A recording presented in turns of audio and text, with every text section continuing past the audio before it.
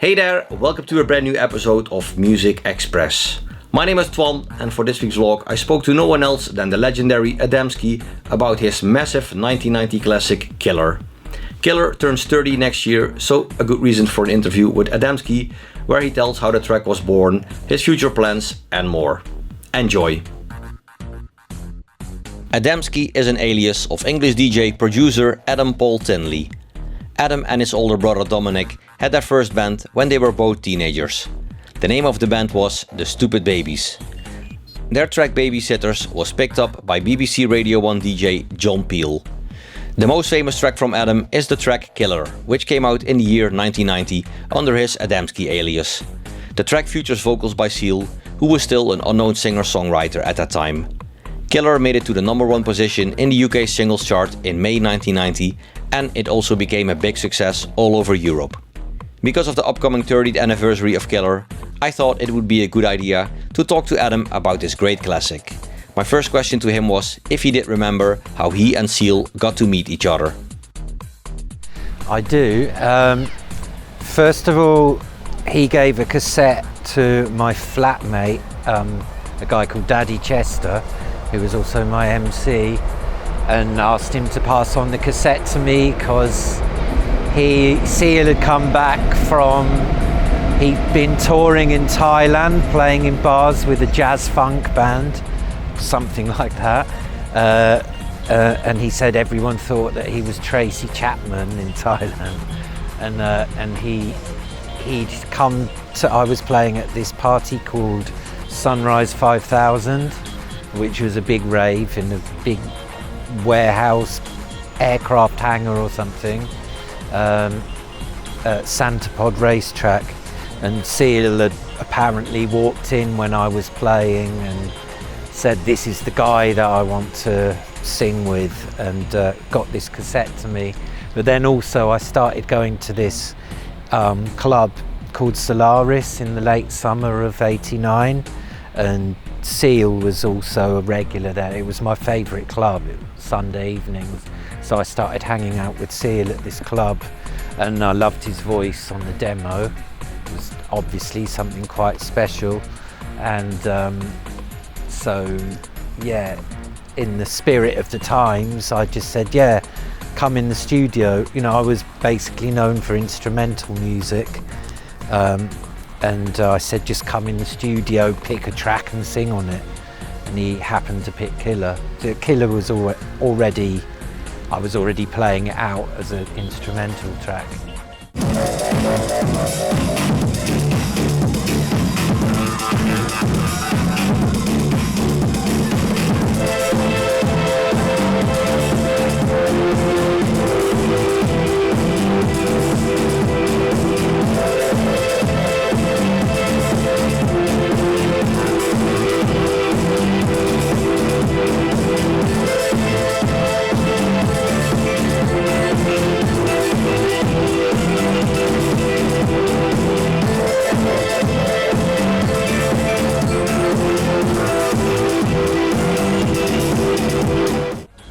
So yeah, you already said it, like Killer, like the instrumental version was done already. Yeah. Where did the inspiration for Killer came from? Well, in those days, I just used to go out pretty much every night and listen to a lot of music. I did try, because I got asked, you know, someone sent me this Italian track that had quite a similar bass line, but I'd never heard this track before. And they said, you know, was this an influence? And then I really thought about it, and if any tracks had really influenced that bass line, how those notes came out, it would have been No GDM by Gina X, which was a Zoisby held production from early mid 80s, I think. And what was the other one? It was, I would say it's an amalgamation of these two bass lines, if I'd consciously done, which I don't think I did, but bass line by Mantronix. I think it was sort of like if you tried to stick those two bass lines together, No GDM and Mantronix bass line, it would sort of be like the Killer bass line. But I used to just play around on my synth and just come up with things. I kind of, because it came together so, thank you, got my coffee, came together so very sort of easily.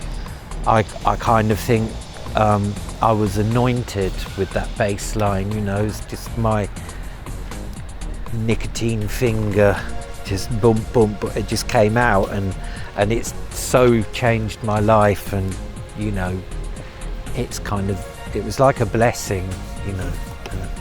So in the lyrics, we don't really hear the word killer. So I wonder how you came up with the title Killer. Well, I already called it Killer as an instrumental. It really reminded me of, or made me think it would be a good piece of music for like an assassination scene in a movie or a drama series or something. So I called it Killer.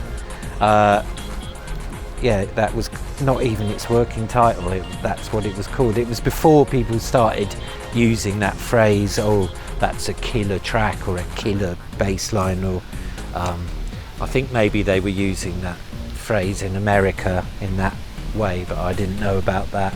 It was absolutely, yeah, my murder scene theme tune kind of thing. So, is there anything you can tell us about the production process of the track? Well, I put it all together in, I was using a keyboard called a Ensoniq SQ80. I don't think Ensoniq as a company exists anymore, American company. I did all my early stuff on that keyboard. I was taught to use it by a guy called Jimmy Polo, who was from the early house music scene in Chicago. We also made a record together called Better Days. I played the piano on it. It's quite a distinctive sort of my style piano riff that's been sampled many times. But anyway, he showed me how to use this piece of equipment.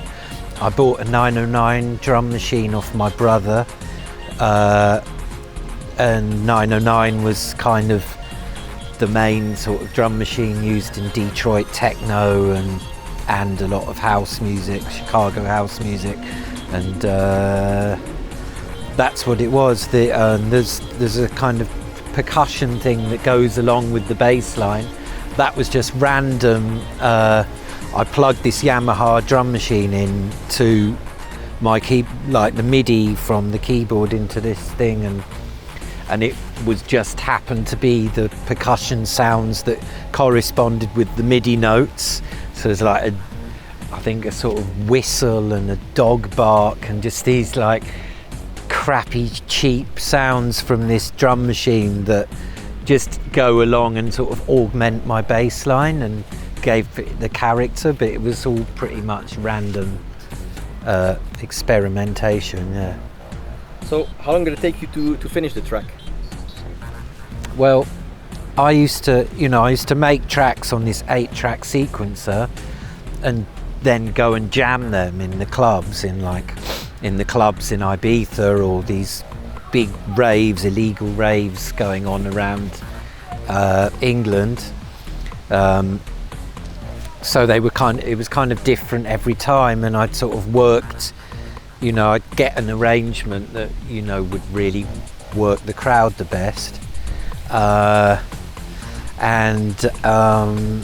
Then when I got Seal to come in and sing on it, he said, "Oh, I've got some words that would fit on there," and he had these words that were, good, they fit, and I said, can you try and sort of sing it in the style of Led Zeppelin? And that's what came out. I guess he was a jazz funk singer at the time, and then I was going, can you make it kind of like white blues rock kind of attitude? And I still love Led Zeppelin, by the way, one of my favourite bands, along with Kraftwerk. I've got quite a diverse taste. And then as far as I was concerned, because I was into instrumental music, you know, Detroit techno and a lot of the music, a lot of Belgian electronic music. Actually, that wasn't so much instrumental.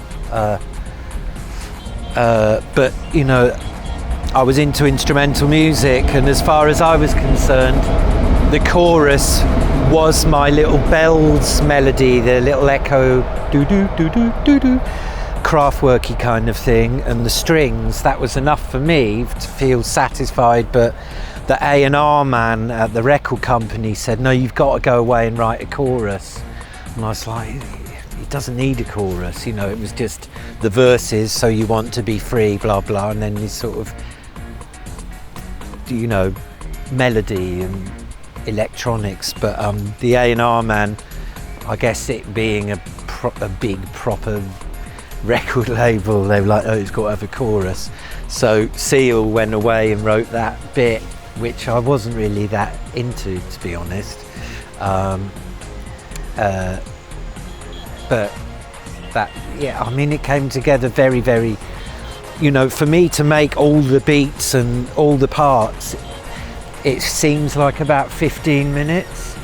But talking about time, actually, sometimes I think I'm working in the studio for half an hour and I realise 7 hours have passed, so I don't know. So you're also active as a DJ for many years already. Yeah. For people that have never been to one of your DJ gigs, what can they expect when you play? Well, the main influences on me as a DJ are Alfredo, the sort of godfather of Balearic, the original kind of Ibiza DJ that started it all. And he used to play such an eclectic, diverse selection of music. It wasn't all just banging house and techno, which is the impression people have of Ibiza. It has kind of become that, sadly, not completely. There was a period a few years ago where every like kiosk and bar and taxi and hotel lobby and everywhere you went was playing this really irritating sort of variant of house music, just like everywhere. And it was sort of like, even the airport, like all the duty-free shop, and it was just like, fuck off. It was just really, really, really annoying. But Alfredo used to play all these things. It was just so inspiring, like really, really, you know, the theme from Hill Street Blues, and like, mention it again, like really underground Belgian music, which was called New Beat at the time, I think, which was quite dark and very sexy. And he used to play, yeah, I think Ibiza was the first place in the world outside of Chicago and Detroit that really embraced that sort of music, apart from a couple of little, you know, a club here and there like the Hacienda in Manchester and a couple of clubs in London. Ibiza, the whole sort of thing sort of got this music, and he used to play some of that, but also an Aretha Franklin song from the 60s, Gypsy Kings, you know, like folk music, Spanish folk music, and kind of, you didn't really know what was going to happen. And so when I DJ, I kind of try and keep in the spirit of that. Then I edit up things in ways that could never have been done until the advent of you know, YouTube and things, where you can find a cappellas of things that get leaked and put like, just, I mean, there was this wave of mashup bastard pop about 15 years ago. A couple of things got in the charts with, you know, like Sugar Babes over Gary Newman. Sugar Babes did a cover of Killer, incidentally, and I really loved that stuff. And or, you know, Whitney Houston singing over Kraftwerk.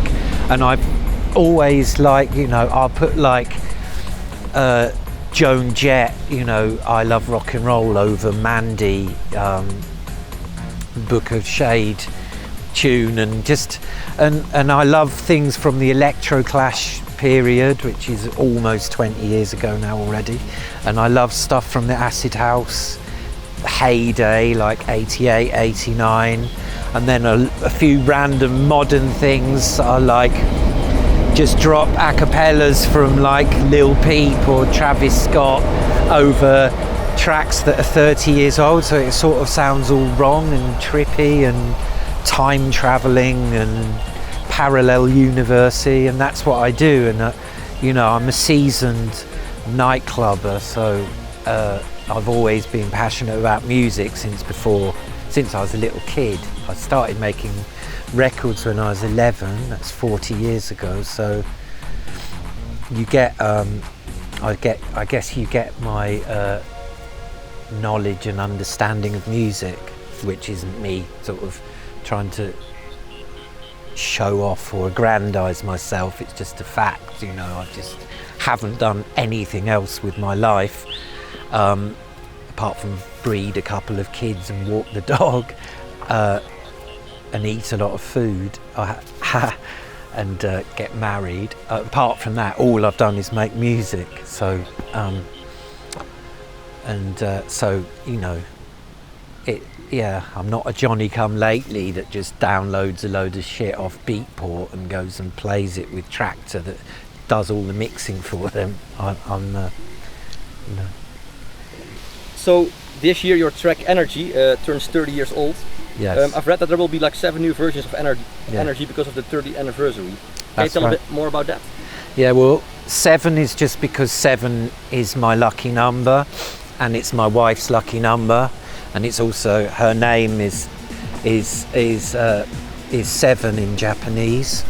So we just thought, right, 7 versions, and they're all variations on the theme of the riff of Energy, which in '89 was like my clarion call. I think it's the riff that got me booked to play in the Shoom Club, the Hacienda, Sub Club in Glasgow, Amnesia in Ibiza, all these legendary clubs. I think the riff of mine that stuck out was my Energy riff, and it's this abstract little thing where basically I put my synth sequencer in record, shut my eyes and just poked it with my fingers, and that's what came out.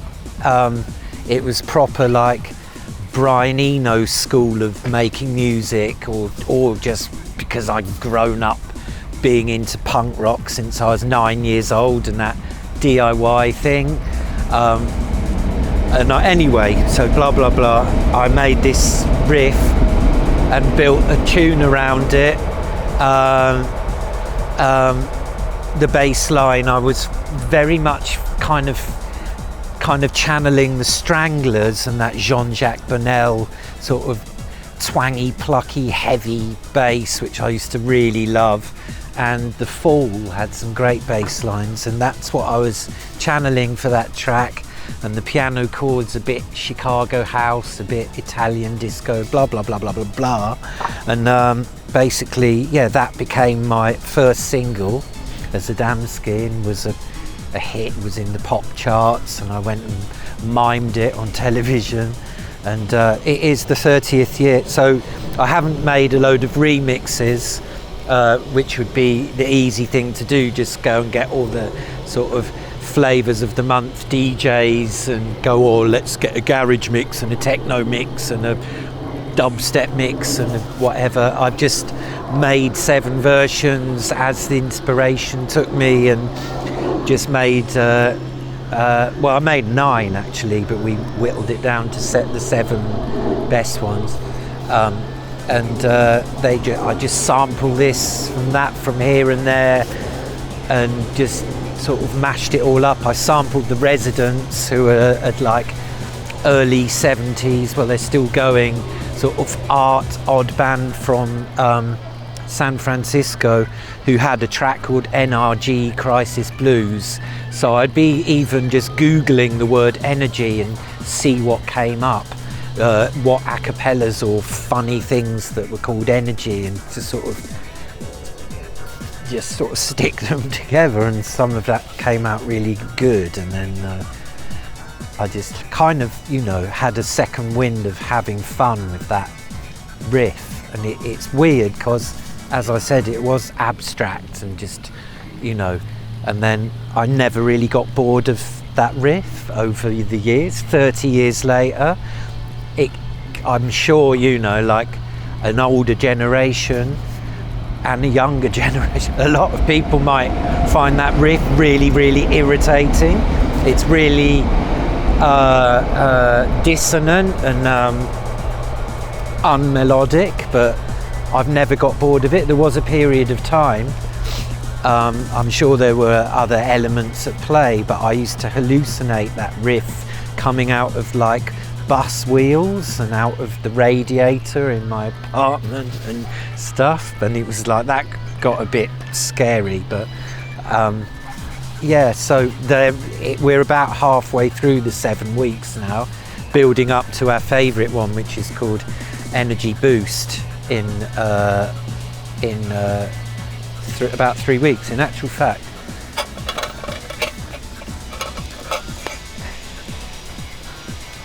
That's it. That's Energy Boost, which comes out the first week of October, and yeah, that's the one we're going to have a video and stuff, which will be a mixture of new footage and stuff from like clips of me playing at Hacienda or some of the parties in '89 when Energy first came out. So there you go. Okay, so Killer will celebrate its 30th anniversary soon as well. Mm-hmm. Do you have any plans for that one as well? Well, yeah, as it happens, I also got another wave of enthusiasm for that, because there was a long chunk of time, about 15 years, where I wouldn't even play that in a DJ set, and people would come up and be like, well, why didn't you play Killer? And I'm like, well, if you want to listen to Killer, just go and like watch it on the internet, which I realised was a bit arrogant, but like anyone can play Killer, play a CD or a record of Killer. It doesn't have to be me pressing play, but I sort of realised that's not quite how people see it. But I've remade a load of versions of that too.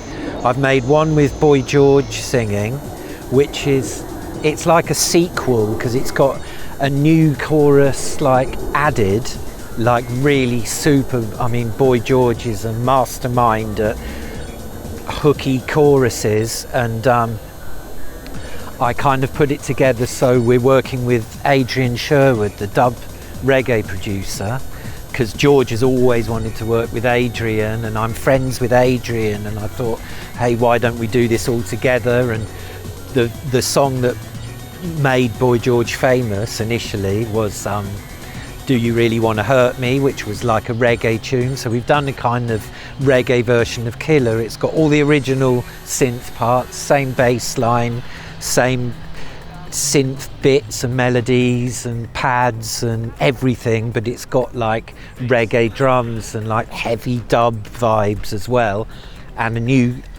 extra kind of next level chorus by George. Then I've made a version with Nina Hagen, the German queen of punk, which is now I'm a committed vegan, which is really weird because it looks like there's a load of vegan. No, it's not. It's kind of Killers. I've kind of made it more. It's an anthem for like animal welfare and environmental issues and things that really matter. Because Killer in 1990 was just about the coming together of the classes and cultures and colours of people that came together in the rave scene. And then I've had friends who used to be in the Eastern Bloc, and they said it kind of became an anthem for when the Berlin Wall came down and Europe opened up, which wasn't the plan, but again it was sort of serendipitous, and I found that really flattering and moving. And then I've had people come up to me and say they were fighting in Iraq, and that song kind of became their sort of